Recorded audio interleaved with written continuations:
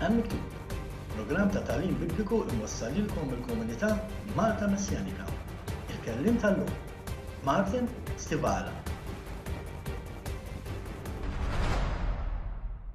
Insellmilkom u nfakkarkom li qegħdin tisimgħu programm ieħor hemm miktub li fih qegħdin nistudjaw Salm 119 li huwa l-itwal kapitlu fil-kelma tAlla u nfakkarkom illi wasanna fit-tielet parti ta' dan is-salm, kapitlu numru 3, li jġib it-titlu ta' Gimel li hija t-tielet itra fl-alfabet Ebrajku.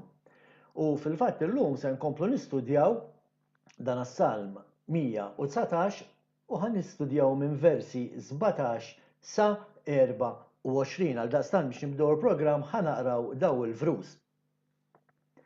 Kun twajjeb mal-qaddej tiegħek, għatini li ngħix u nħares il-kelma tiegħek. Iftaħ li għajnejja biex nara l-leġubijiet tal-liġi tiegħek. Barrani jien fuq l-art, taħbix minn il-kmandamenti tiegħek. Timfena qalbi l-ħin kollu bix-xewqa tad-digriti tiegħek. Il-gburin inti ċċanfarhom, misħud min jitbiegħed mill-kmandamenti tiegħek. Neħħi minn fuqi it-tajjir u t-każbir tagħhom għax jiena nħares il-praċetti tiegħek.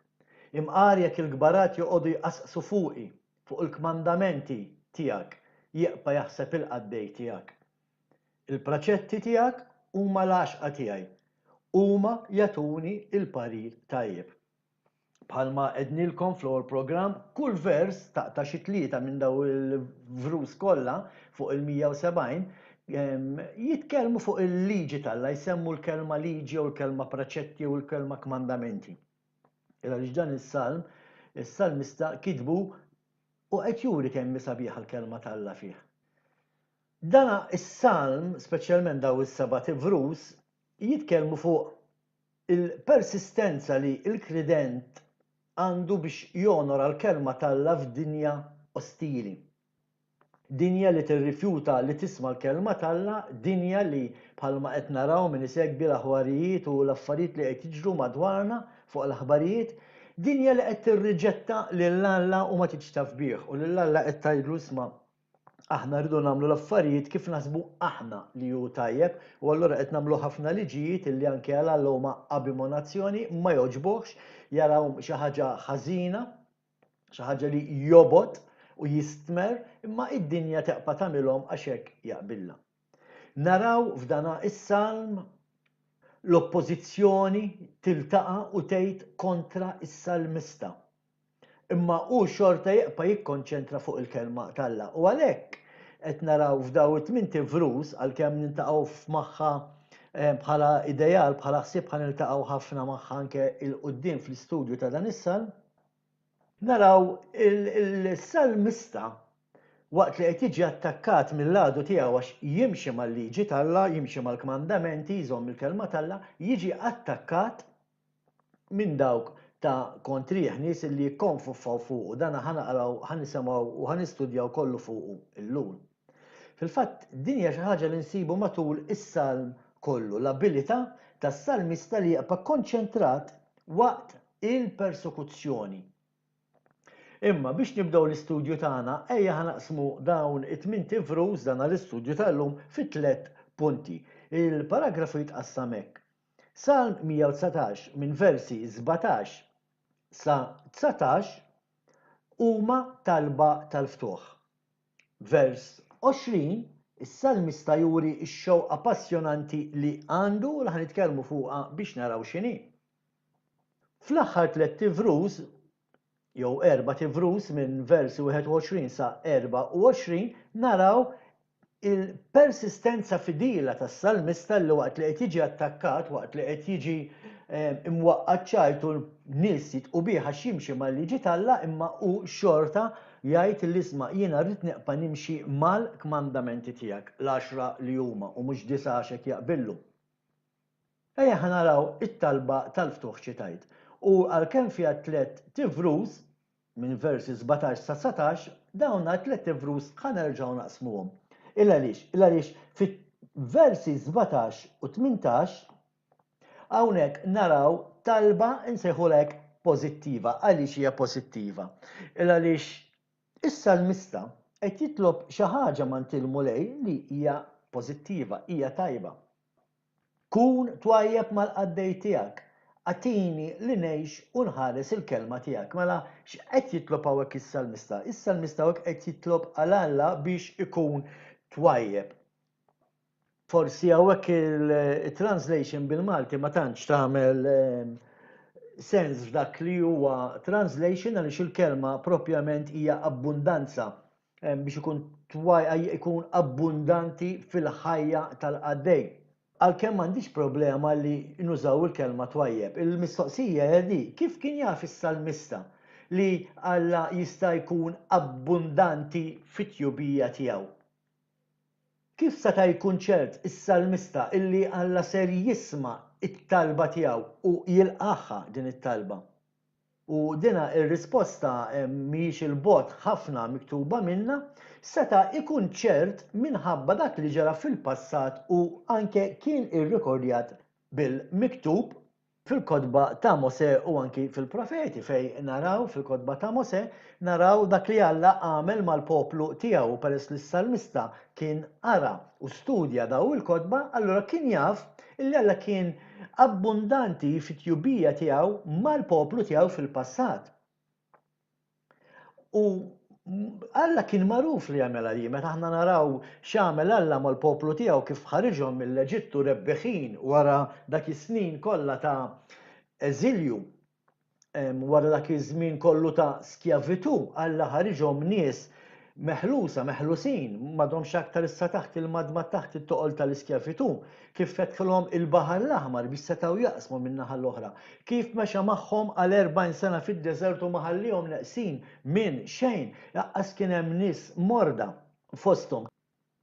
Kif nafuh dan, nafuh għaliex pereżempju kollha jgħidilna li qamu biex ifaħħru lill-mulej, ma kien hemm ħadd minnhom li ma jiflaħx iqum, kollha ellow idejhom biex ifaħħru lill-mulej, ma kien hemm ħadd illi kellu dirajh miksura jew muġuha, nafu li kollha semgħu il-kelma tal-mulej għaliex kollha qalu dak li l-mulej jordna għandna nagħmlu, allura kollha kienu semgħuh lill-mulej ma kien hemmx problema ta' nies neqsin mismieħ jew nies neqsin milli jitkellmu, imma t-tjubija tal-Alla fl-abbundanza kienet ma' dan il-poplu u dan kollu kien jafu is-salmista. U għax kien jaf Alla x'għamel fil-passat, allura issa jaf li seta' jagħmel miegħu ukoll. Fil-fatt f'Salm 13 vers 16 naraw miktub. Salm 13 vers 6. Imma jiena fit-tjieba tiegħek nitma'. Tifraħ qalbi għall-għajnuna tiegħek, nanni lill-mulej għall-ġid li jagħmilli. Mela is-salmista li kien ara das-salm u kien jaf x'ġara fil-passat, kien jaf li Alla huwa ħanin fit-tjieba tiegħu. L-istess Salm 119 vers 7. Erġa' ruħ tiegħi għall-mistrieħ tiegħek għax il-mulej għamillek il-ġid. Mela kien jaf is-salmista li l-mulej jagħmel il-ġid u l-mulej mhux restritt, il-mulej m'għandux limitu, il-mulej għandu abbundanza ta' dak li jista' jtik. Allura meta jtik il-mistrieħ, itijilek fl-abbundanza.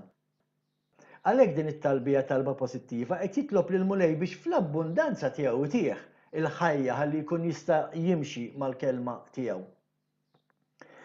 U allura qed naraw li ġara darba Alla kien twajjeb fil-passat, is-salmista seta' jistenna li Alla kien ser jagħmel l-istess miegħu. U għalhekk dina it-talba li jagħmel meta qallu kun twajjeb mal-qaddej tiegħek. Ninnutaw li għall-ewwel darba f'dana is-salmista qed jagħti t-titlu lilu nnifsu ta' xi ħaġa u dan it-titlu huwa il-qaddej. Il-qaddej tiegħek qed jgħid hawnhekk meta qed jirreferi għalih is-salmista qed jirreferi bħala il-qaddej tal-mulej. Mhux biss hija l-ewwel darba li jsemmi dan it-titlu ma huwa l-uniku titlu li juża meta jirreferi għalih innifsu, la jirreferi għalih bħala pastor, la jirreferi għalih bħala referendu, la jirreferi għalih bħala xi doktor jew xi ħaġa, imma sempliċiment il-qaddej tiegħek. U din l-kelma għaddej insibuha ħafna drabi tirrepeti ruha f'dan is-Salm 119. Bħalma qed naraw insibuha f'vers 17, imma wkoll insibuha vers 49, vers 65, vers 76, vers 84, vers 91, vers 122, vers 124, vers 125, vers 135 u vers 140. Għalfejn qed intihomkom daw biex intom tiftħu l-Bibja tagħkom bħalissa ħodu n-noti, niżlu daw il-numri daw l-iskritturi u morru fittxuhom. U kif taraw, is-salmista f'daw il-vrus kollha li tajtkom jirreferi għalih bħala il-qaddej tal-mulej. U illa li xuża dan it-titlu partikolari, illa li il-qaddej u mhux xi ħaġa oħra, għaliex il-limita lilu nnifsu għal dan it-titlu ta' qaddej u ma qalx li huwa xi ħaġa oħra.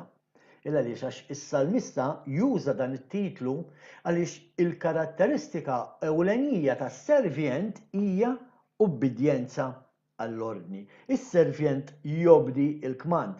Meta inti għandek servjent jekk tgħidlu mur hemm imur, jekk tgħidlu ejja jiġi, jekk inti tgħidlu għamel di, jagħmilha, jekk tgħidlu intisma' di tagħmilix ma jagħmilix. Il għaliex għax is-servjent dak huwa xogħlu li jobdi l-imgħallem tiegħu.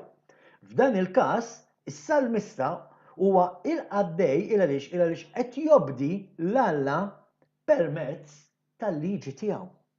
Inti ma tistax tobdi lill-Alla mingħajr ma timxi mal-liġi, għax allura kif qed tobdi l-Alla, x'qed tagħmel biex tobdi l-Alla? Biex tobdi l-Alla trid timxi mal-liġi tiegħu.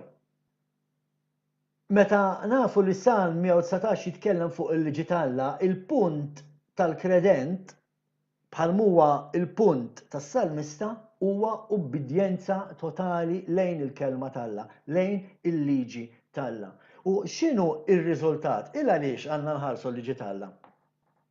Kif jgħid stess is-salmista f'dan il-vers, għadna qed nisimgħu vers 17, qallu kun twajjeb mal-qaddej tiegħek.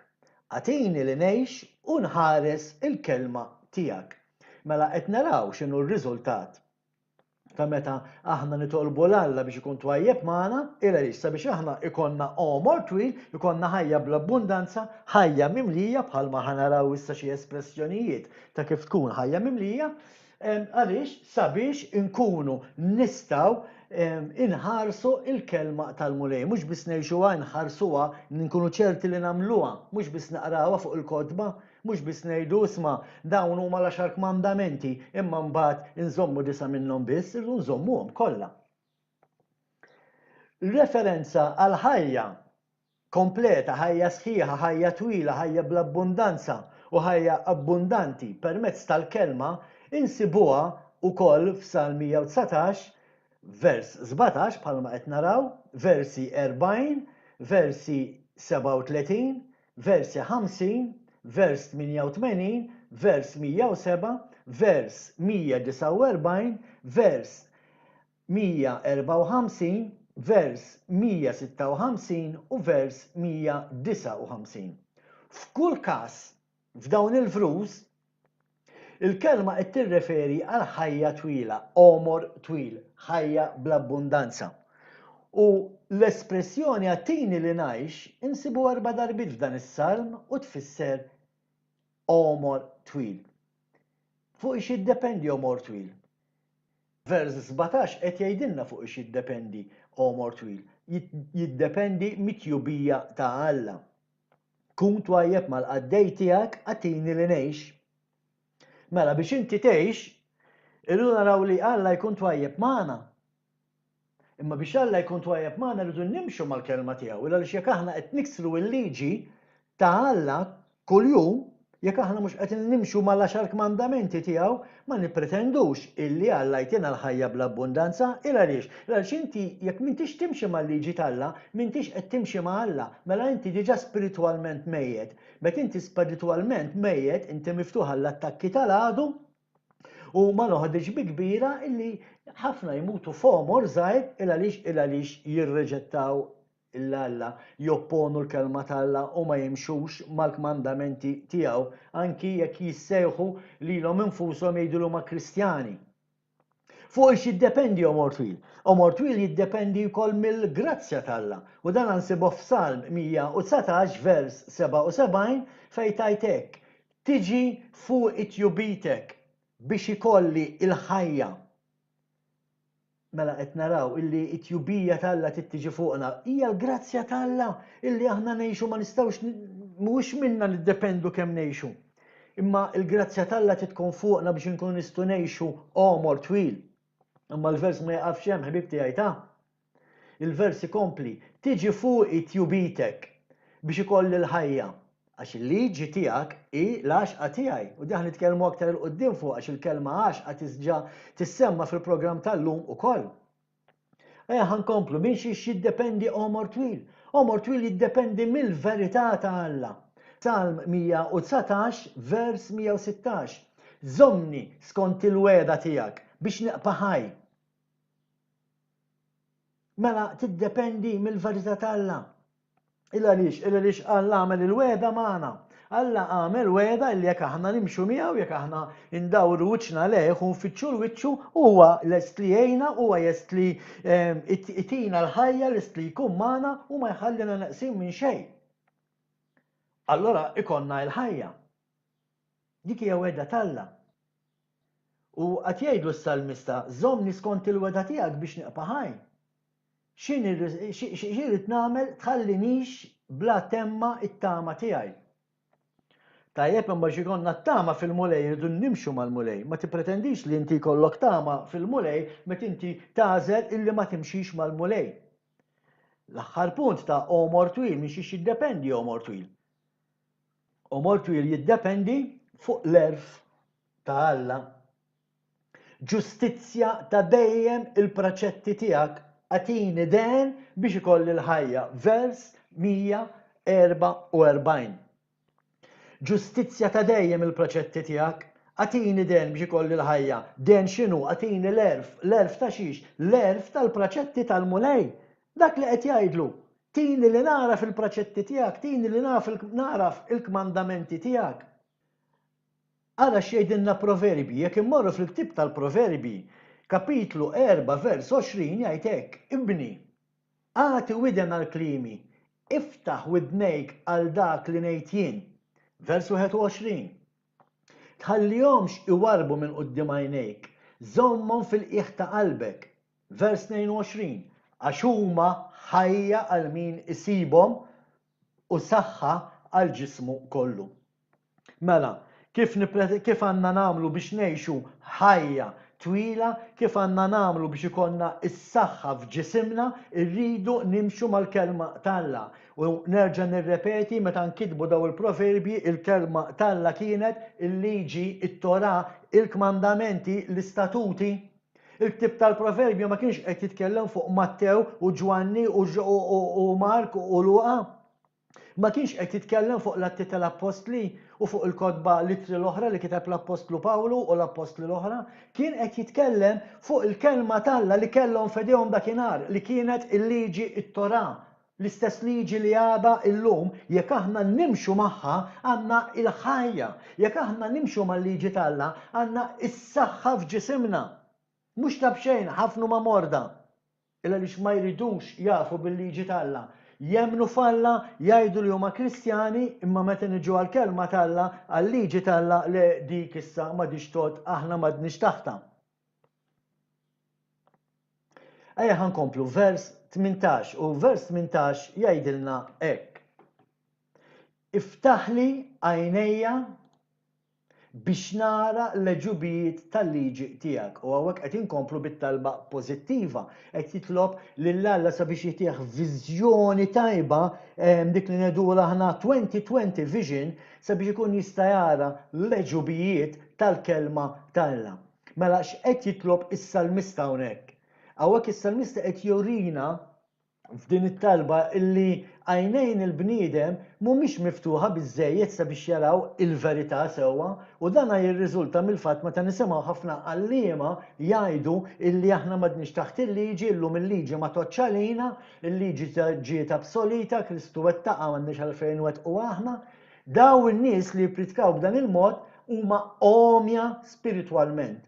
U għandhom bżonn jitolbu bħalma talab is-salmista sabiex Alla jiftħolhom għajnejhom ħajtihom vista f'2020 sabiex ikunu jistgħu jaraw l-leġubijiet tal-liġi ta' Alla.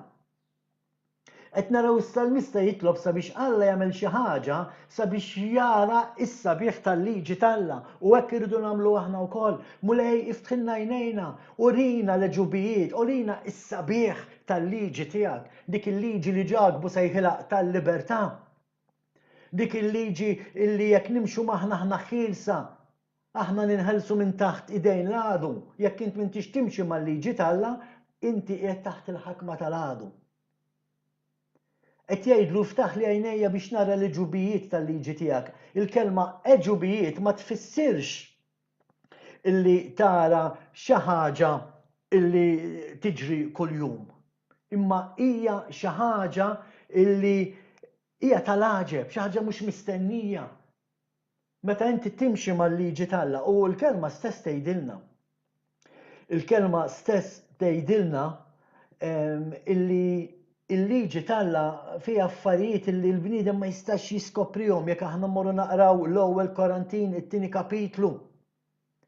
Naraw kif il-liġi t'Alla mhix xi ħaġa li tista' tifhimha, hija permezz tal-Ispirtu Santu u l-Ispirtu Santu jorik is-sabiħ tagħha jorik l-leġubijiet ta' x'tagħmel meta inti timxi mal-liġi t'Alla, x'jiġri ġo ħajtek, kif tinbidel ħajtek, kif tinbidel saħħtek. Naddu issa għal vers 19 illi f'dana il-każ issa nsejħula dan il-vers waħdu nsejħulu pjuttost talba li hija negattiva fin-natura tagħha, waqt li ż-żewġ tifrus l-oħra kienu talba pożittiva hawnhekk naraw vers fejn huwa naqra fin-negattiv. Il għaliex vers 19 qed jgħid barrani jien fuq l-art, taħbix minni il-kmandamenti tiegħek. Xi tfisser il-kelma barrani? Ma tfissirx kelma barrani li aħna xi klandestini jew immigranti illegali, imma il-kelma barrani hawnhekk tfisser dawk illi m'għandhomx wirt mis-sem tal-weda li Alla għamel ma' Abraham. Il għaliex kif qed ngħidu kif ftaħna il-programm tagħna bl-ewwel vers, id-dinja hija ostili, id-dinja ma tixtaf balla, in-nies tad-dinja irridu jimxu wara d-dinja, wara t-tlellix tad-dinja, irridu jgħixu kif joġob lilhom, kif jaqbel lilhom, ma jridux jafu balla u allura huma dawk li msejħa barranin, nies li m'għandhomx wirt, m'għandhomx parti mill-wirt tal-weda li Alla għamel ma' Abraham. Qed naraw l-istalmista tiegħu qed jitlob lil Alla sabiex waqt li qiegħed f'din id-dinja li m'għandix parti mill-wirt u jaqpa' maqut ma' dik li hija l-eternità, il-kelma t'Alla. U din hija xi ħaġa li aħna rridu nagħmlu. Waqt li qed ngħixu f'din id-dinja, illi kulħadd jaf id-dinja hija fil-ħakma ta' Satana bħalissa, imma t-talba tagħna hija li waqt li qed ngħixu f'din id-dinja, dinja li qiegħda il-bogħod minn Alla, imma aħna xorta nieqpaw maqudin ma' Alla permezz li jarrafna il-kmandamenti tiegħu. Għalhekk hija tal-biża' meta ngħidu aħna llum m'għadniex taħt il-liġi, jekk m'għadekx taħt il-liġi inti parti mid-dinja. Il-kuntest tal-vers jagħtina r-risposta. Xi tfisser di? Tfisser li wieħed ma jifhimx il-erf tal-kelma. Il għaliex, għax huwa parti mid-dinja. Jekk inti parti mid-dinja ma tistax tifhem x'qed tgħid il-kelma t'Alla. Għal darb'oħra qed naraw is-salmista jitlob lil Alla sabiex jagħtih id-den li jifhem l-erf tal-liġi tiegħu. Barrani fuq l-art, taħbix minni l-kmandamenti tiegħek, tini li narafhom, tini li nimxi magħhom. Illa li xbek ma nkunx parti minn din id-dinja, kif qal Jaxua stess, għalkemm mintom fid-dinja, mintomx parti minn din id-dinja. Imma jekk inti ma timxix mal-liġi tal-Alla, jekk inti teqpa' tgħid li l-liġi llum ma toċċalik u tgħid li l-liġi m'għadniex taħta, inti għadek tad-dinja u m'intix għadek qed timxi fis-saltna tal-Alla fis-saltna tal-Alla hemm liġi u rridu nimxu magħha. U meta ngħidu tiġi saltnat jekk ukoll li trid bħalmu fis-sema jekk hu fl-art, l-Alla qed ngħidulu bħal m'hemm is-saltna tiegħek fis-sema bil-kmandamenti bl-ordni hekk l-istess irrid ngħix jiena llum u lej fis-saltna tiegħek taħt l-ordni tiegħek taħt il-kmandamenti tiegħek. Ejja ħankomplu vers 20. Ix-xewqa passjonanti tas-salmista x'inhi? Tinfena qalbi l-ħin kollu bix-xewqa tad-digriti tiegħek. Din hija xewqa. U din il-kelma xewqa nsibuha 3 darbiet fil-Bibja. Vers 20 bħalma qed naraw, vers 40 u vers 174. Fil-kuntest Ebrajku il-kelma tinfena tirreferi għal konsistenza kontinua, ġifieri il-ħin kollu. Ix-xewqa tas-salmista hija li jsegwi il-kmandamenti il-ħin kollu mingħajr mistrieħ. Mingħajr mistrieħ il-ħin kollu x-xewqa tas-salmista hija li jimxi mal-liġi tal-Alla, li jimxi mat-Tora, li jimxi mal-kmandamenti. Dak li tfisser li qalbi tinfena qalbi il-ħin kollu bix-xewqa tad-digriti tiegħek. Illa li jixtieq illi jimxi malla, tinfena qalbu. Naddu issa l-versi 21 sa 24 u naraw hawnhekk is-salmista naraw il-persistenza, kemm hu fidil fil-persistenza tiegħu. Fiex huwa fidil? Jirreżisti il-perspettiva, jirreżisti il-ħsieb, jirreżisti l-ideal uman. Għaliex irid jimxi mal-mulej u mhux ma dak li jgħid il-bniedem. Araw x'jgħid. Ejja ħnibdew minn vers 21 sa vers 23. Il-gburin inti tċanfarhom, misħut min jitbiet, jiġifieri min ma jobdix, mill-kmandamenti tiegħek. Neħħi minn fuq it-tajjir u t-każbir tagħhom, għax jiena nħares il-proċetti tiegħek. Imqar jekk il-gbarat joqogħdu jqasqsu fuqi, fuq il-kmandamenti tiegħek jeqpa' jaħseb il-għaddej. Interessanti daw l-erba' tifrus, ejja ħankissruhom fil-ftit ħiet li għandna sabiex naraw x'is-salmista x'qed jgħid. L-ewwel referenza tiegħu hija l-gburin, jiġifieri dawk li huma arroganti. U l-arrogant huwa deskritt bħala dawk li huma gburin. U allura Alla jċanfarhom, bħalma beda l-vers, il-gburin inti ċanfarhom, u dawk li huma misħuta għax dbedu mill-kmandamenti tiegħu. Għaliex, għax meta inti gburi meta l-Alla qed tgħidlu rrid nimxi kif irrid jien. U mhux kif joġob lilek meta jiena rrid ngħaddi fil-pajjiż il-liġijiet li joġob lili u mhux il-liġijiet li tgħidilna inti fil-liġi tiegħek allura issa inti gburi, inti arroganti, inti qiegħed titbiegħat mill-kmandamenti tal-mulej? X'inhu id-destin ta' dawk li huma gburin u allura jitbedu mill-kmandamenti? Huma misħutin. Għadna kif rajniha. Il-gburin inti ċċanfarhom, misħut min jitbiet mill-kmandamenti tiegħek. U dan as-salm jirreferi għall-arroganti 6 darbiet. Meta naqraw Salm 119 naraw li l-kelma arroganti insibuha f'6 tifrus differenti bħalma qed naraw vers 21, vers 51, vers 69, vers 78, vers 85 u vers 122. Naraw ukoll is-salmista hawnhekk jirreferi vers 22 neħħi minn fuqi it-tajjir u t-każbir tagħhom għax jiena inħares il-proċetti tiegħek.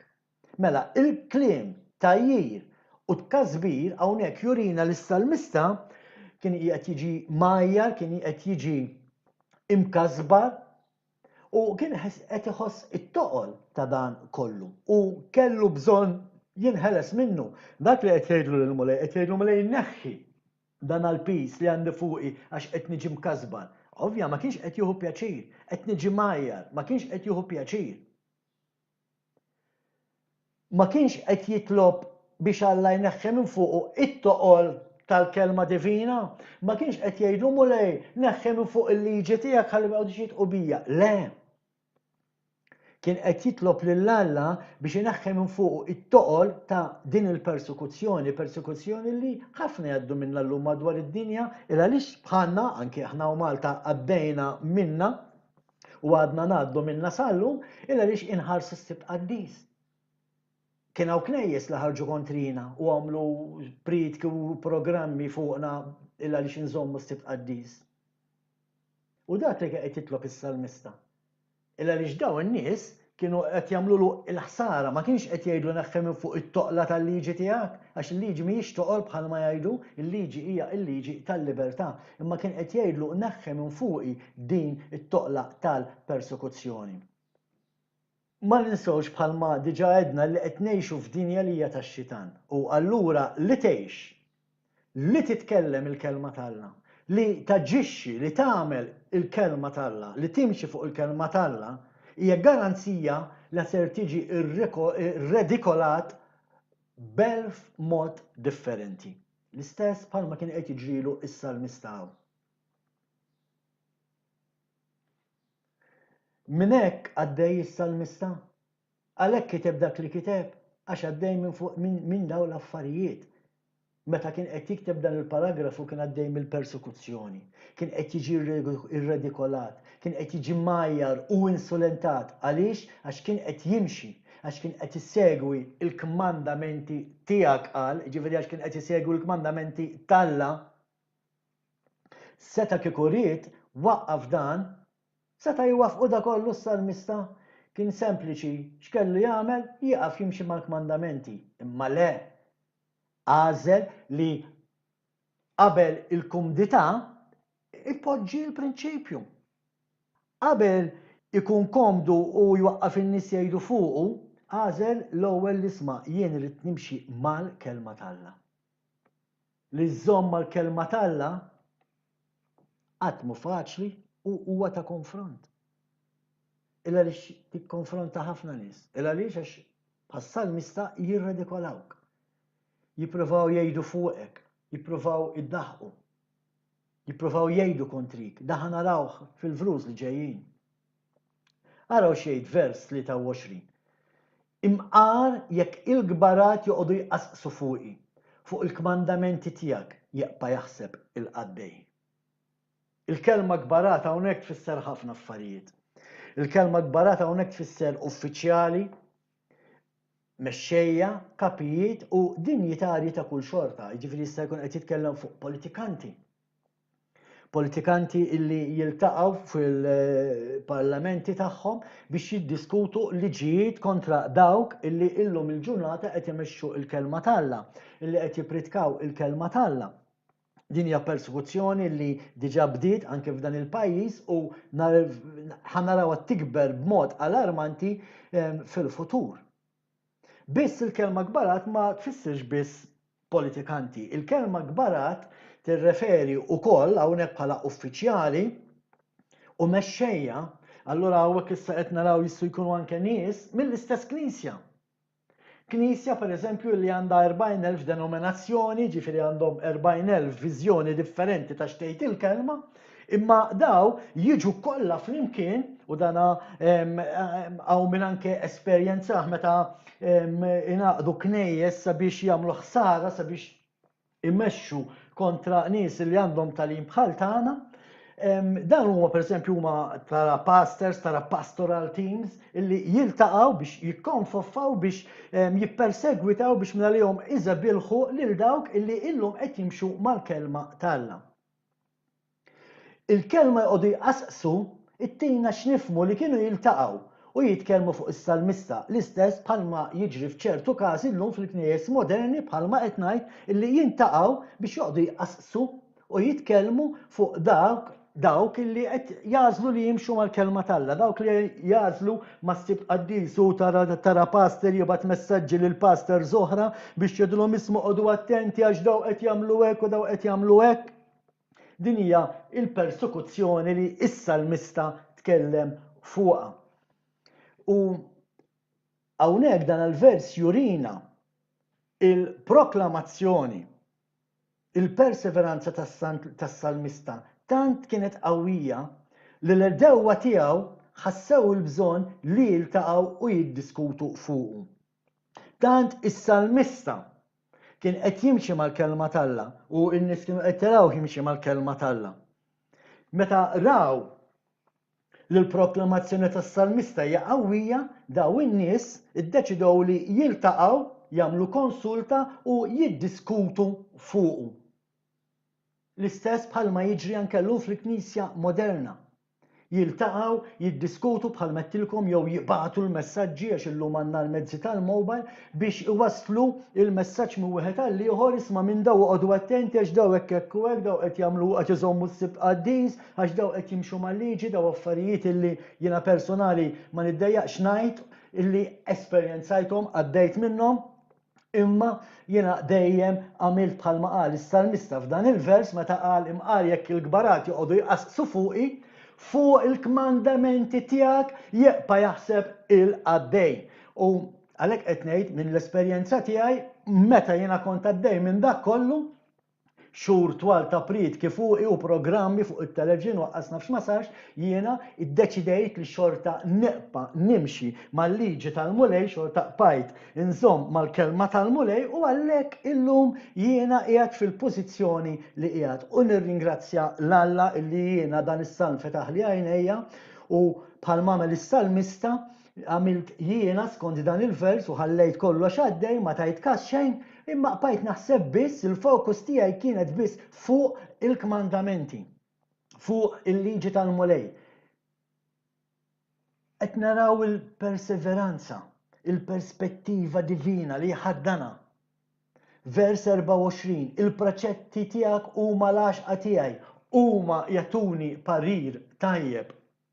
Mela x'kien qed jagħmel is-salmista waqt li kien qed jiġi irredikolat minn dawk li jqasqsu fuqu.